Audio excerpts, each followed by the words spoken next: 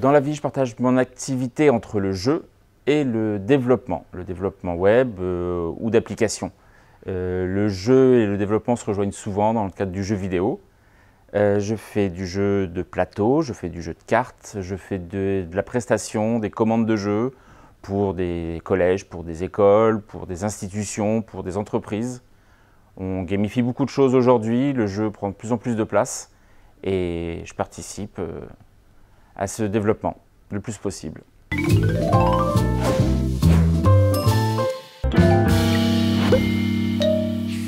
Le design pour moi, c'est en ce qui concerne le jeu bien sûr, parce que c'est mon activité, ça va être d'utiliser les différentes mécaniques qui existent dans le monde du jeu pour servir un propos, un thème ou un sujet.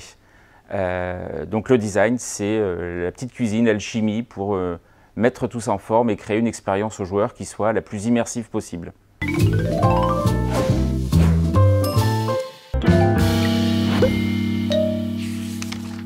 Mes clients, ça va être des entreprises qui veulent gamifier pour un thème, pour de la communication. J'ai fait beaucoup de jeux de pub.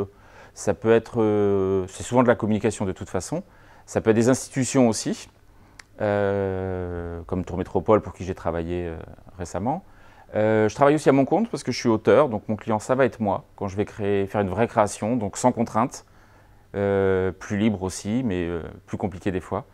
Donc les clients, ça peut être des institutions, des boîtes privées ou des éditeurs qui peuvent demander un jeu spécifique aussi.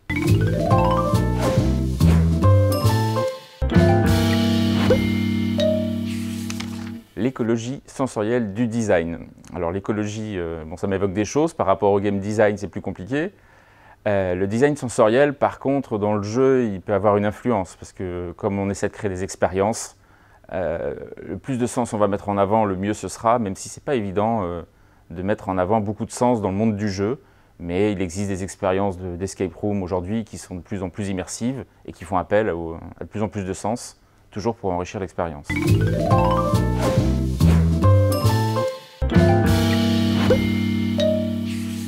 Alors donc la question qu'on me pose souvent, ça va être si j'ai des jeux qui vont sortir, souvent des jeux de société du coup. Et effectivement, j'ai 3 jeux qui sont en attente, qui sont soit chez l'imprimeur, soit chez le graphiste. 2 chez l'imprimeur et 1 chez le graphiste qui vont sortir dans l'année à venir. Alors ça devait être sorti, et puis il y a eu quelque chose qui nous a ralenti un petit peu.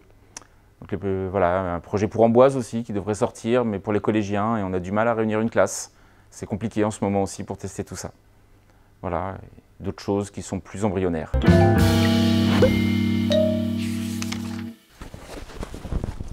Bien, bien, bien. Alors, je ne suis pas le meilleur client pour ce genre d'exercice. J'aurais certainement beaucoup mieux.